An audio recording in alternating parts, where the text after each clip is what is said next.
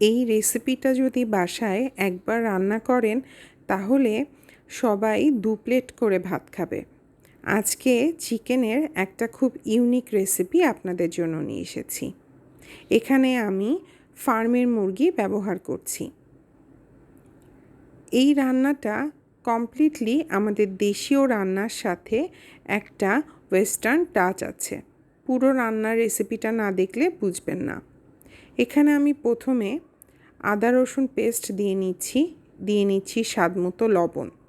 আর এখানে একটা স্পেশাল মরিচ বাটা ব্যবহার করছি, যেখানে আমি গুঁড়া চিংড়ি মাছ বাটা এবং শুকনা মরিচ বাটা, রসুন বাটা সব কিছু এখানে বেটে একটা পেস্ট করে নিয়েছি। এই পেস্টটা আমি 2 টেবিল স্পুন ব্যবহার করছি। এটাই মেনলি পুরো মুরগির রান্নাটাতে ঝালের স্বাদ দেবে এবং সাথে দেবে চিংড়ির একটা ফ্লেভার। এরপরে এখন দিয়ে দিচ্ছি 1 টেবিল স্পুন লেবুর রস। মেরিনেশনের জন্য কিন্তু যে মশলাগুলো লাগে সেগুলো দিয়ে দিলাম। এখন এটাকে সুন্দর করে মেখে মেরিনেশনের জন্য 1 ঘন্টা রেখে দিতে হবে। এই চিকেন রান্নাটা আমাদের নর্মাল চিকেন রান্না থেকে একটু ভিন্নধর্মী, তাই এটা আমাদের এবারের কোরবানি ঈদের একটা স্পেশাল রেসিপি হিসেবে রাখছি।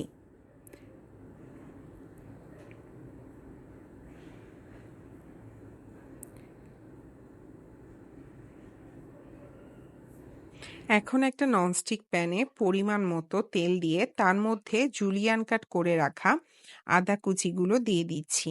এগুলো আমি বাদামি করে ভেজে নেব।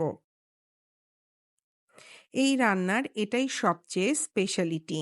এখানে এই আদা কুচিগুলো সুন্দর করে ক্রিস্পি করে ভেজে নিতে হবে।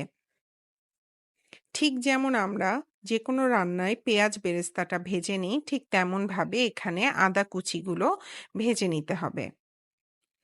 সেই একই তেলে এখন আমি দিয়ে দিচ্ছি পরিমাণ মতো পেঁয়াজ বাটা। পেঁয়াজ বাটাটা এখানে তেলের মধ্যে প্রথমে একটু ভুনে নিতে হবে।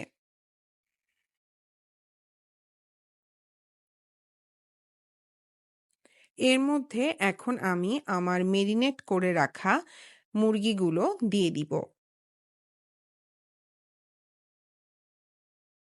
মুরগিগুলো এখন এই পেঁয়াজ বাটার মধ্যে কষিয়ে নিতে হবে সময় ধরে।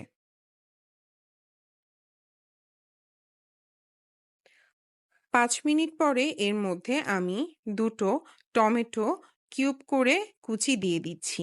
সাথে দিয়ে দিচ্ছি এলাচ, দারচিনি এবং তেজপাতা।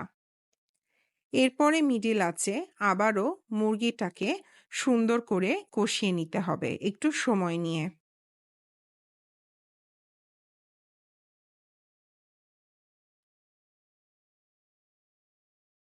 এভাবে করে আধা ঘন্টা মতো মুরগিটাকে কষিয়ে নিতে হবে। এই রান্নাতে কোনো ধরনের পানি ব্যবহার করা যাবে না। ঢাকনা দিয়ে দেওয়ার পরে মুরগি থেকে যে পানিটা বেরোবে সেই পানিতেই পুরো মুরগিটাই কিন্তু রান্না হবে।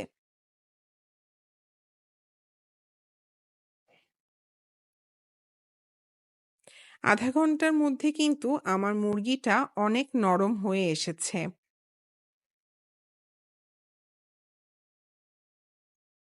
এখন আমি এর মধ্যে একে একে হলুদ গুঁড়া, মরিচ গুঁড়া, ধনিয়া গুঁড়া, জিরা গুঁড়া, গরম মশলা গুঁড়া সব দিয়ে নেব।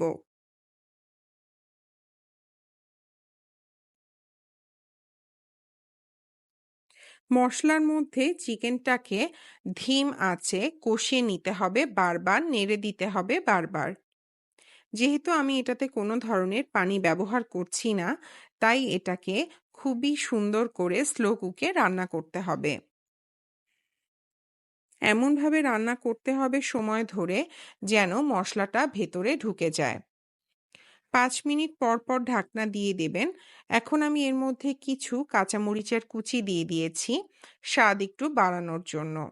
যেহেতু এটা স্পাইসি চিকেন, তাই এটাতে ঝাল একটু বেশি পরিমাণে হবে।